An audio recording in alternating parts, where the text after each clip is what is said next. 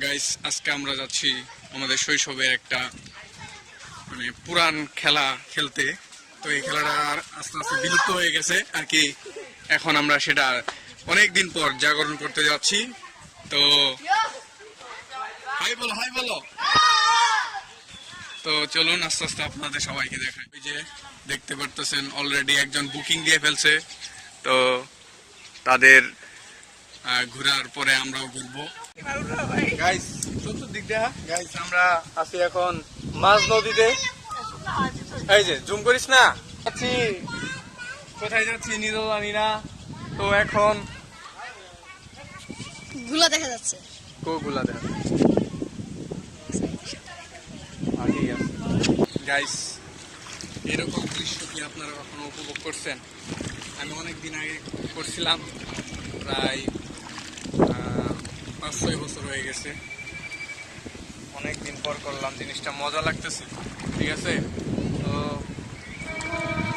এটা যদিও একটা পুকুর, তবু আমার ভাই ব্রাদাররা এটা বানাইছে। নিচেতে দেখা কত বড় এটা, আশেপাশেও দেখতে একটু। ঠিক আছে, এই জিনিসগুলো আসলে মানে অস্থির, কি বলবো, আর খুব ভালো লাগতেছে। গ্রাম অঞ্চলে আসলে একটা জিনিস পান আর না পান, আত্মতৃপ্তি বলতে একটা যে জিনিসটা থাকে, সেটা অনেক সুন্দর করে পারবে। গাইস, এই ভরা নদীতে মানে ভরা পুকুরে আর কি একটা গান বলতে হয়।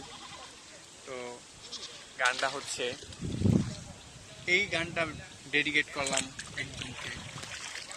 সব সখীরে পার করিতে নেব আনা আনা, তোমার বেলায় নেব সখী তোমার কানের সোনা সখী।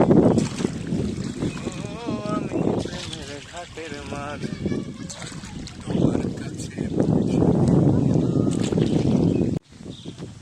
তো গাইস, এটা একটা অসাধারণ অনুভূতি। এর জন্য সবাই ওই জায়গায় যা দাঁড়ায় আছে, বসে আছে। এরপরে ওদের সিরিয়াল।